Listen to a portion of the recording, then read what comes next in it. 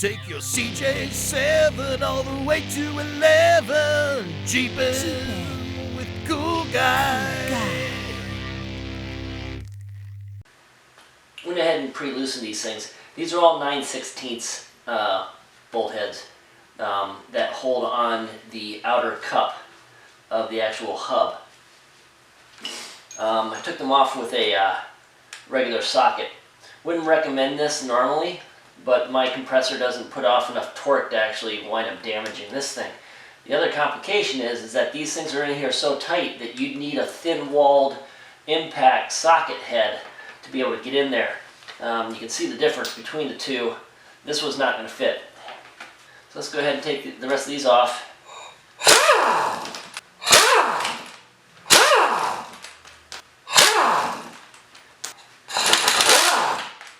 And then I believe this thing just comes right off, does it?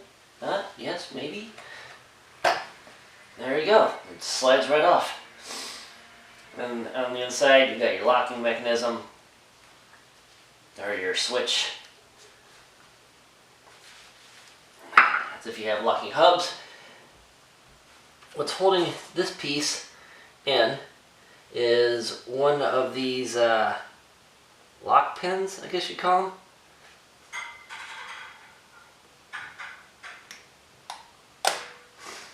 There's that. Ah, okay. This whole thing comes out as one big assembly. Well, that's nice. I don't really feel like taking that apart unless I have to. There's a spring in there, a couple gears. I'm guessing that this is the locking hub, the actual locking mechanism for your four-wheel drive, for at least the front wheels. Next, there's a really, really large nut in here. I think you actually have to have a specialty wrench socket for this. Luckily, I think I've already got one. And there you go. I can't remember where I got this. Actually, I can't remember how big it is either. When I remember it, which by the end of this video I'll figure it out, I'll put the link in the description to where you can purchase one of these. But it's fairly large. It's basically a specialty socket for this just type of head. I'm looking at it and there's a big gouge inside of this hub. Oh crap. Well, hopefully I can show you this in a couple seconds, but that's bad news. So you got it. I knocked the metal out of the way far enough to where I could actually get the nut, yeah, actually it's just a really, really large nut. So there's the nut that fits over it. You can see why you need a really huge socket to fit it. So like everything else, just keep poking around until something moves. Well, there you go. This moved. And this is great because this gets to show, I get to show you what it is I was talking about. So you see that right there? Previous owner, whoever did the job on this last time, totally gouged into this washer. So I cleaned this up real quick just so I could get a better view of it.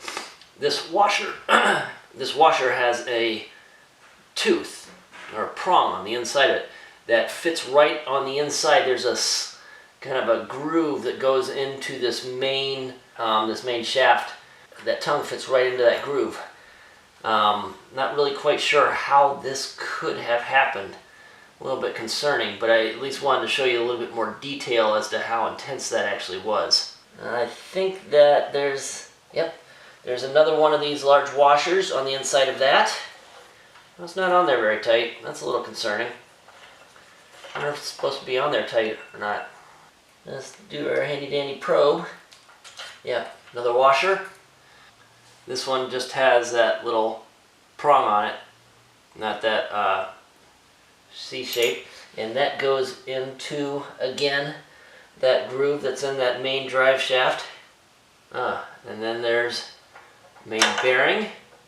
Do note that the bearing went in with the narrow end first.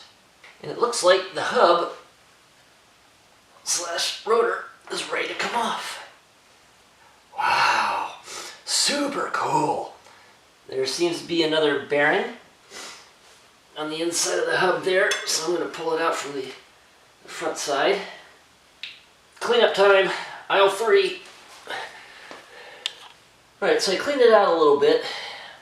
There's a lot of grease in there, so you got to pack this thing really well when you put it back together.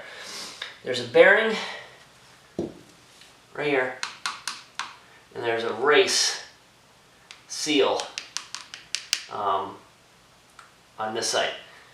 Can't go that way. Only way it can go is through the back.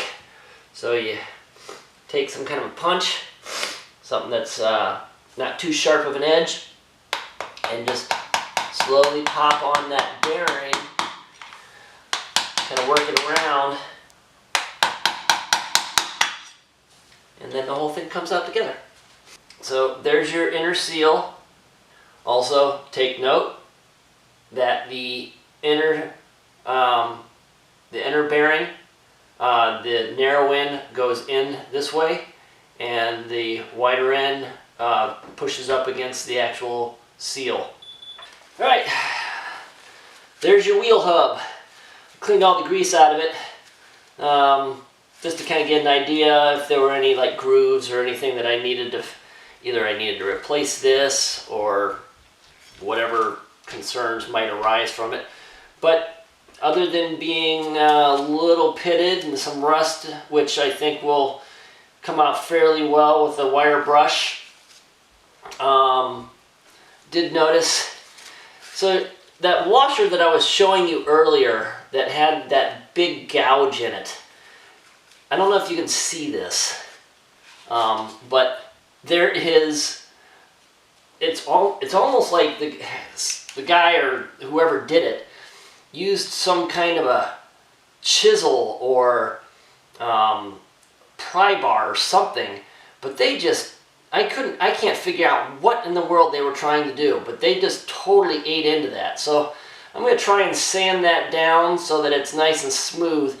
It doesn't essentially affect anything because there's nothing that rubs on this, but wow, that is not the way to go. So anyways, wheel hub,